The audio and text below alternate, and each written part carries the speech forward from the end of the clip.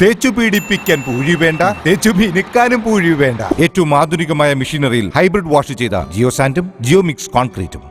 സമഗ്ര ശിക്ഷ കേരളം, യുനെസ്കോ, കേരള പൊതുവിദ്യാഭ്യാസ വകുപ്പ് സംയുക്താഭിമുഖ്യത്തിൽ കൂത്തുപറമ്പ് BRCയുടെ നേതൃത്വത്തിൽ 9ാം ക്ലാസ് വിദ്യാർത്ഥികൾക്കായി നടത്തിയ ലൈഫ് 2024 3 ദിവസത്തെ ക്യാമ്പ് സമാപിച്ചു. കൂത്തുപറമ്പ് നഗരസഭ പൊതുമരാമത്ത് standing committee chairman Shameer K സമാപന യോഗം ഉദ്ഘാടനം ചെയ്തു.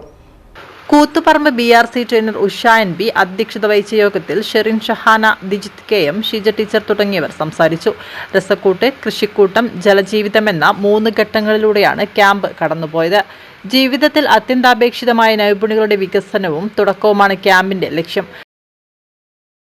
പാചകവും കൃഷിയും, പ്ലംബിംഗിന്റെ അടിസ്ഥാന ധാരണയും അഗ്രോപോണിക് കൃഷിരീതിയും ക്യാമ്പിലൂടെ കുട്ടികൾക്ക് സ്വായത്തമായി.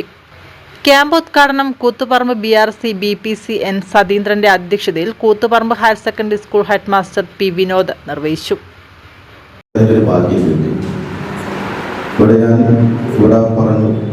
വരുന്ന വഴി തന്നെ ഇവിടെ പൊതുവിദ്യാഭ്യാസ വകുപ്പും യുനിസെഫും സംയുക്തമായി കൊണ്ടാണ് ഇങ്ങനെയുള്ളൊരു ക്യാമ്പ് സംഘടിപ്പിച്ചത്. അത് വിദ്യാർത്ഥികൾ മനസ്സിലാക്കേണ്ടത് ഏറ്റവും പ്രധാനപ്പെട്ട ഒരു കാര്യമാണ്. ഒന്ന് കൃഷിയുമായിട്ട് ബന്ധപ്പെട്ടിട്ടും അതേപോലെ തന്നെ പാചകവുമായിട്ട് ബന്ധപ്പെട്ടിട്ടും പ്ലംബിംഗ്, ഇത് 3 പ്രധാനപ്പെട്ട വിഷയം തന്നെയാണ്. നമ്മുടെ രാജ്യത്തിൻ്റെ സമ്പദ്ഘടനയിൽ ഏറ്റവും പ്രധാനപ്പെട്ടതാണ് കാർഷിക മേഖല.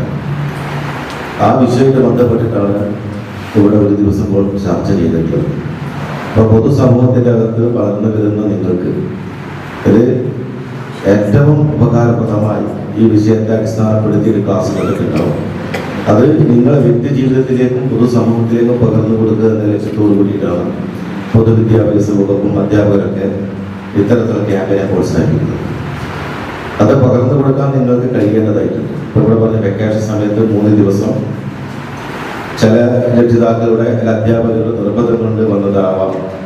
അങ്ങനെ എങ്ങനെയായാലും നിങ്ങൾ ക്യാമ്പിനകത്ത് പങ്കെടുത്തു. അത് ഒരിക്കൽ പോലും മിസ് ചെയ്യാൻ വേണ്ടി പാടില്ല എന്നതാണ് എനിക്ക് നിങ്ങളോട് ഉപദേശിക്കാൻ വേണ്ടിയിട്ടുള്ളത്.